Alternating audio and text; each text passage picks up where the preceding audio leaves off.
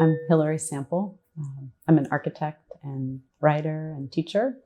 As a kid, I like to spend my time drawing and sort of assembling things and reusing parts of things, I guess. And I always really liked, kind of both of my parents are not or were not in the arts in any way, but professionally, but always had different kinds of projects going on. My mother especially was really interested in crafts. She was an incredible crafts person, very fine, detailed work, and was always doing something with her hands. And similarly, my dad was interested in technology and always tried to, try to invent things somehow. I remember we had a computer when I was, kind of young teenager, and he bought a printer, but there was no place to put the paper. And I don't know what kind of printer it was now that didn't have a place to put the paper, like collect it. And so he constructed something out of wood. Anyway, these sort of funny, like tinkering toys and experiments. And, it kind of got to a big scale. He tried to build a sailboat in our garage. And so it was an interesting moment of just displacing things and no place to park the car and and not really a place to sail the boat. He was interested in that. So these things all, I think, really shaped my, just my experiences of growing up and thinking a lot about if, you want something or you need something, that you try to make it first. And so I think naturally that kind of led to just inclination towards building and art at the same time. And so naturally those two things come together very well in architecture. I think, this has changed over the years for sure. And I think probably as you get older, your relationship changes to a place where you've grown up. I think I was very lucky in that where I grew up, my parents still live there. And so I've had, a very long, decades of seeing a place change. And so, of course, I definitely feel related to that. And that was part of my growing up. And, I think there are moments when it was about leaving that place to see something else, which wound up being New York. I grew up in Pennsylvania, in the eastern side, Easton. And, it's a kind of in the Easton, Bethlehem, Allentown area. So it's very post-industrial now today. So it used to be the kind of Bethlehem Steel, as well as other, companies that were, manufacturing things, heavy equipment. And some of that still exists, but a lot of it is gone. So it's a kind of that in combination with a lot of agricultural land. So the contrast between heavy industry and rural and agricultural, and the distance between those two things was not very far.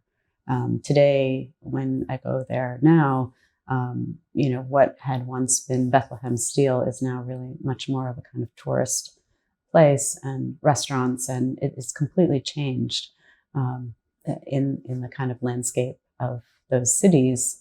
And similarly, a lot of the farmlands have now become big box developments and many more suburban complexes. So it has really radically changed particularly in the last 20 years, kind of post 9/11. But that, for me, growing up and being in a kind of more rural agricultural setting, and then quickly coming to something like the imagery of Bethlehem Steel, is a really stark, kind of stark contrast. And at the same time, being very close to New York, and that was something that my mother lived here and always talked about and brought me when I was a kid. And so I, have a kind of connection, I think, to both places.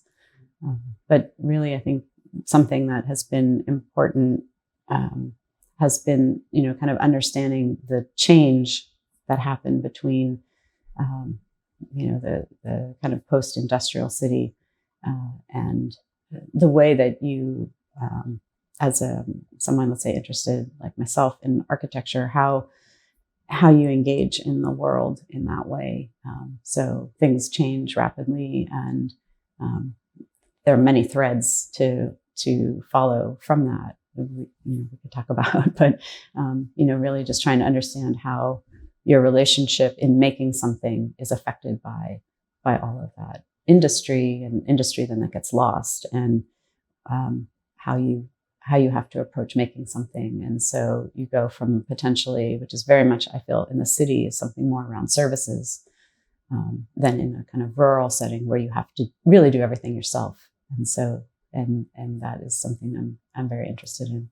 I've been lucky to live in a few different places, and I think similarly our work also has been in a few different places. So we may not have lived there, but have had the experience of spending some time in getting to know a place, as much as we can. I think it's really important as an architect that we're mindful of how we engage in the places we're working, because we are, I think, placed into this uncomfortable and I think somewhat concerning situation where you enter a site and you're there to kind of gather information and leave and come back to your office or studio to work, and then arrive again and present, effectively what you think about the place. And so how we're able to actually slow that process down and spend time in a place and engage in more local understanding is really critical. And often projects don't allow that to happen. And so we have to be really creative in that. So I think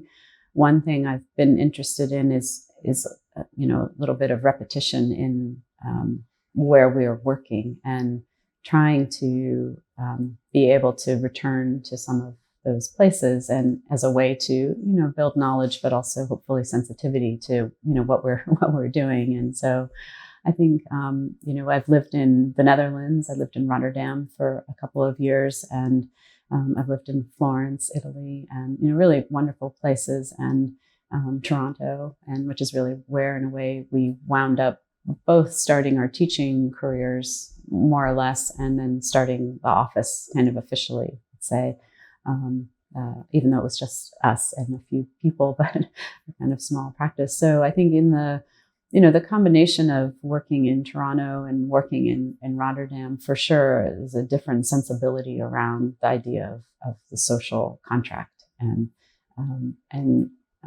what is important, and a kind of preference towards things that are just much more humane, maybe, and thinking about the contrast of lifestyle and pace of things in New York. And as much as I love New York and the intensity of it, it's not to say the other places aren't as intense, but there's you have for sure a different perspective on things, and a different accessibility to ideas, and that's critical, I think, to have that.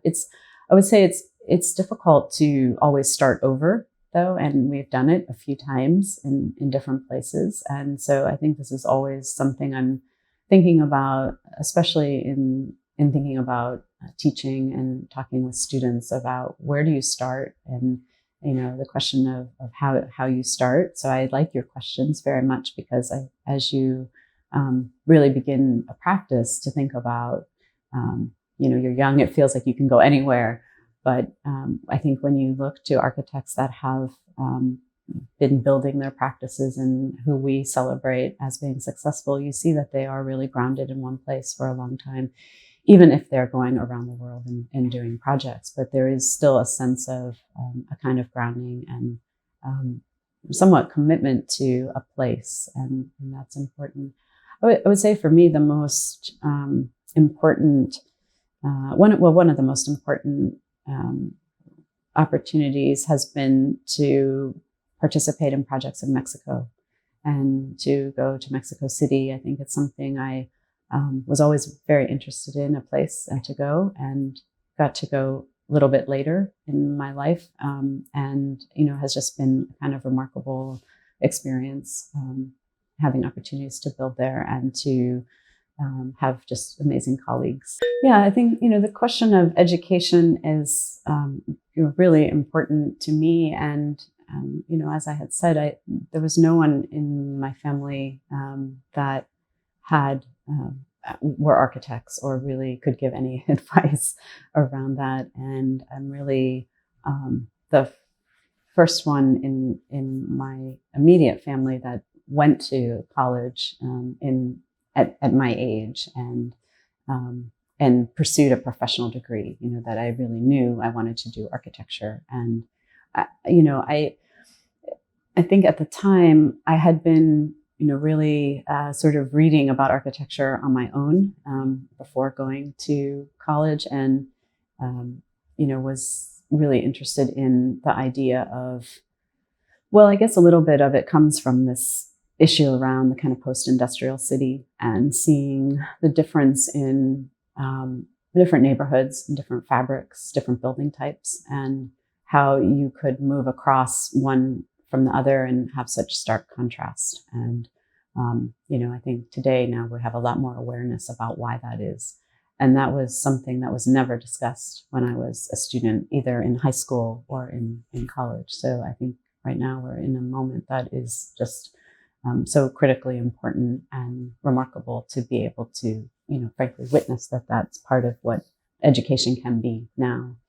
And so when I got to college, it was much more about exactly how you kind of describe it. And I think that's important to have that experience and to, try to balance an education that is around arts and making with philosophy and be exposed to that.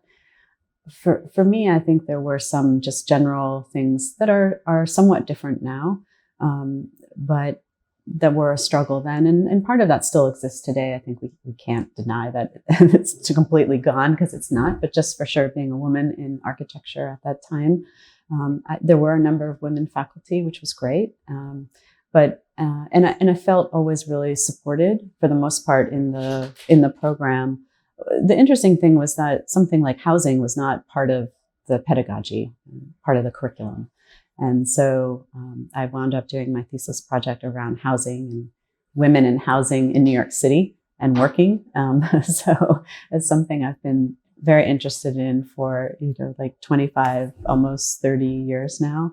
And the project in the end was actually really supported, which was kind of a surprise, I think, to my advisors at the time. I still really remember that. But it was an opportunity for a year-long study about housing and the history of housing. And a lot of the, sort of talking about mentors, I would say, were people like Richard Pluntz and Mary McLeod and others who had written about housing and who are my colleagues now today at Columbia, and I teach alongside of. So I think it's very rare, and I feel very fortunate to have had that experience. And that's what I really teach now also, is around issues about housing. And in practice, we're also working on projects related to housing and thinking about what we call affordable housing here, but might be referred to as social housing in other places. So I think there's definitely been a kind of very strong interest in housing and how that it gets shaped over the years. And then I think when I, studying at graduate school at Princeton, I studied with Stan Allen, and he was just newly the dean there. I think I was his first thesis student. And I was interested in continuing some of these issues around the city, and looked at issues around health and environment. And I did a project. It was an environmental monitoring station. So this is almost 20 years ago now. It's hard to believe it's that long. But so, the kind of combination of those two things of housing and then really thinking about health in the built environment. And I also worked on a research project around maintenance, which became a book, and had started that as a kind of independent study with Beatrice Colomina. So I have, I think a kind of incredible history with respect to education. And the more I, sort of worked on the education part, I think I was older and I had worked for a while before going back to graduate school. So I felt I really knew what I wanted to work on. And it was much more clear to me what to do and what I could do than from being an undergrad. And so it was necessary for me to take the time to make sure I would be doing the things I wanted to do and get out of school. It wasn't a matter of just going kind of one to the other, but really taking that time to learn more about how to make things in the world and how to work in the world, and then and just have time to observe things and really think about things. Just because thinking a little bit about how architecture does take a long time and there's so much to learn, and it's also about who you're working with too, and like how do I want to say that, more like as architects, part of what we can do in a project and as a practice is about finding good collaborators and partners and bringing together people in a project, and that's a real value that we offer, right? And so a part of that, I think, obviously takes a long time, and each process and each project you learn something from, and you process and you think about what do you do the next time, and just being able to have that time is really important. And I think this goes back to also a kind of question about education, because as you said, there seems to be a kind of pressure to go quickly and move through and, kind of get on to an internship and then taking a license, when thinking about practice here in the US and the process for that. So when you look at the expanse of that time, there's not a lot of time left to take time out, right? It requires you to do something else, and how do you continue to sort of survive and pay your rent and these things, right? And so this was something that I worked for a long time. I didn't just not work in that process, and so I had to do that, but I tried to be thoughtful in the different kinds of experiences I would have. And I think also it's about definitely spending time in a place, and going through the process of building projects and learning, from start to finish how something works. And I wonder a little bit about the shift that's happened in the last few years, or the last maybe 10, 15 years, where architects used to get out and would work for 5-10 years in an office and then start their own practice. That was my generation for sure. That was the kind of model.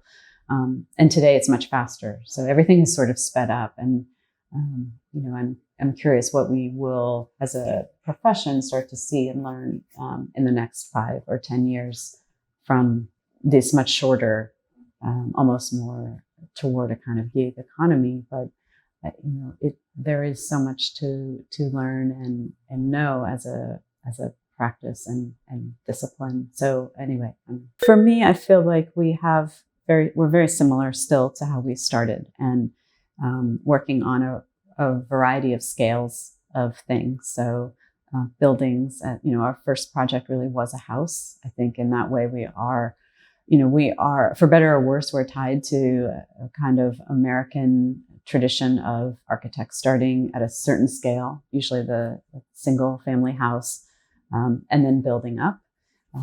Today is exciting because you don't have to start that way. There are other opportunities for things. And maybe that's also why you're seeing more installation work as opposed to the kind of private house. And so in that way, I think it's quite good and exciting that young architects have those opportunities.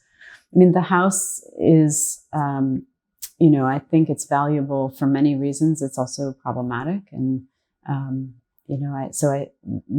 we're thinking a little bit about that as we work on those kinds of projects. I think generally, though, the houses that we have worked on have been, they're not the kind of traditional single family house. Majority of our architecture have very low budgets, and they are approached as, they are experiments in materials and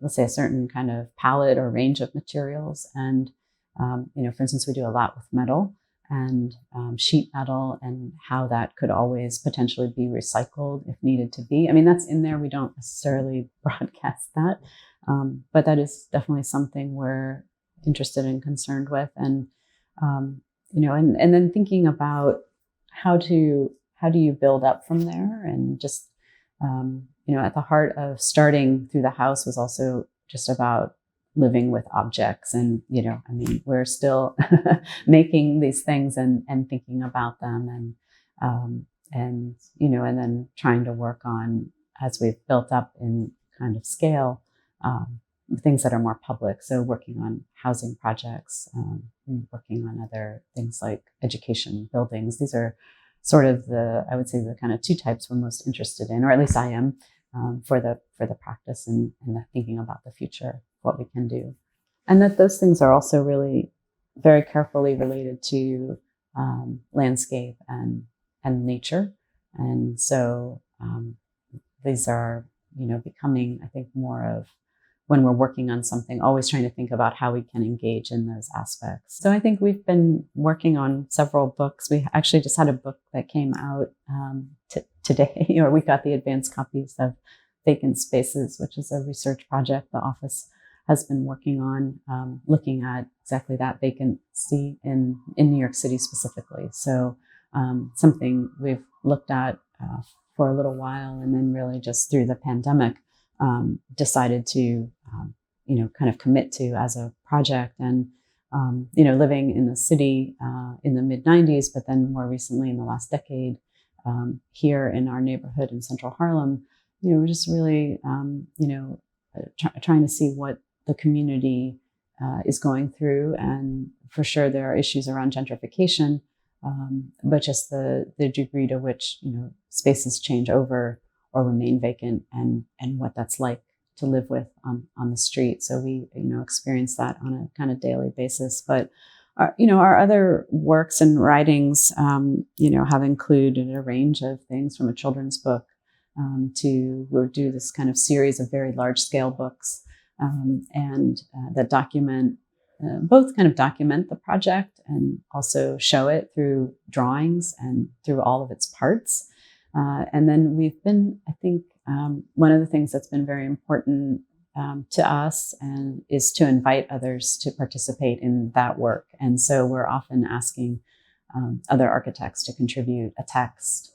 It's not meant to be about our work necessarily, but really just about architecture and their thoughts about that. So I think for us, the book is a way to, kind of either sort of summarize a project, and not to say we don't want the projects to end because they end and we accept that, but how do you've gone through this kind of incredible process that takes years, and you've learned all these things that don't necessarily become so evident in the building, or there's another set of things that you can learn from it.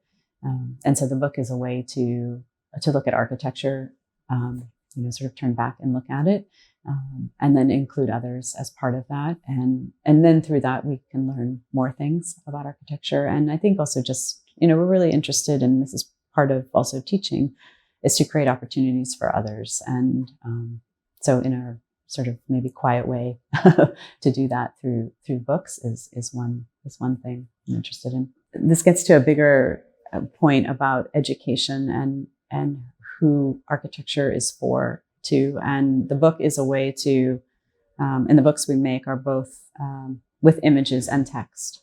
And so, really a child can engage in a book even if they can't read the text yet, right, at this very small age. I think also the kind of pressure that education, at least in this country, places on things like reading over the image can be problematic. And not everyone reads or learns in the same way, right? And so I think through the kind of way that we're making books, I hope would make it more accessible to more people would be fantastic. Well, there's probably no routine. I wish there could be occasionally some more structure to things because, as you know, architects, it's like, and things come up all the time, right? And you have to attend to them. So I don't know. It's hard to answer. It's hard to answer that question. I think you just hope for I think to have a little bit of everything every day, really, and some drawing, some sketching, some writing, some researching, and talking with clients about different things is always eye-opening for a variety of reasons, but that is really important. And then there's just the kind of day-to-day things of particularly, I'm a mom. I have two 9-year-olds, and so whatever is also happening in their lives is will set the schedule in many ways too. So there's that.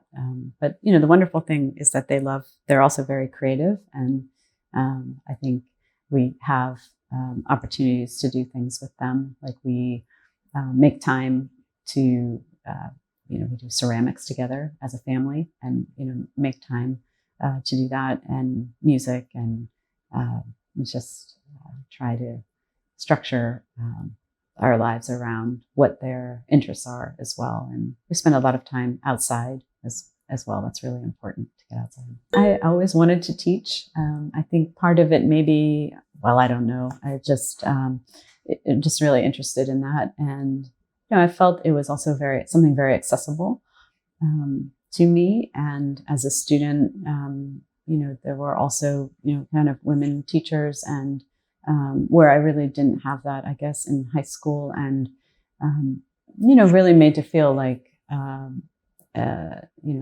kind of math and science and these things were not accessible, and it was a different time when I was younger, and I think this is all for the most part changed, which is great. So even just being able to become an architect, is not insignificant, and and I think now there's so much more support around that, and different people coming to the profession and to education, and kind of questioning it. I think for me that's always been why teaching seemed interesting, was because it wasn't something fixed in the way that practice is, that you ultimately know a kind of outcome in practice will probably be a building or a project.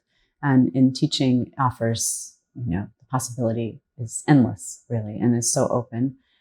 I think for me, it's just that it somehow always comes back to architecture. It's not about going beyond that you don't return, which there is the risk of that. There's the temptation, because there are many wonderful, interesting things in the world to look at and think about. But really, ultimately, the question is, how does it come back to architecture, and how does it, hopefully change and reshape? I've always been interested in that, I think, as well, that it's not, because definitely the kind of question of the discipline, to me, felt so limited and fixed when I was a student. Not only by the kinds of drawings that were made, but the figures and who was doing it, and I definitely didn't relate to those figures for the most part, and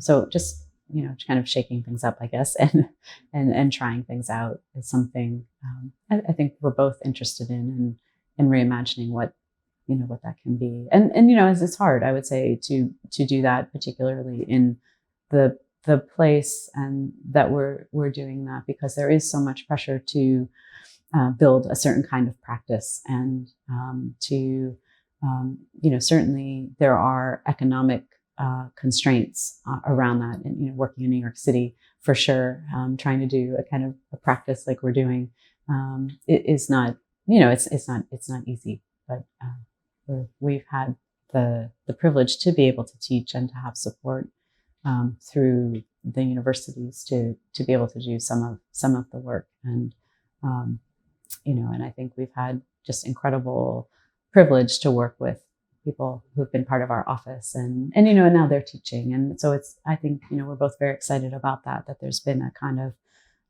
we sort of established something that then others have been able to move from. and do their own work. And sometimes that's more apparent than other times, but we like that part very much.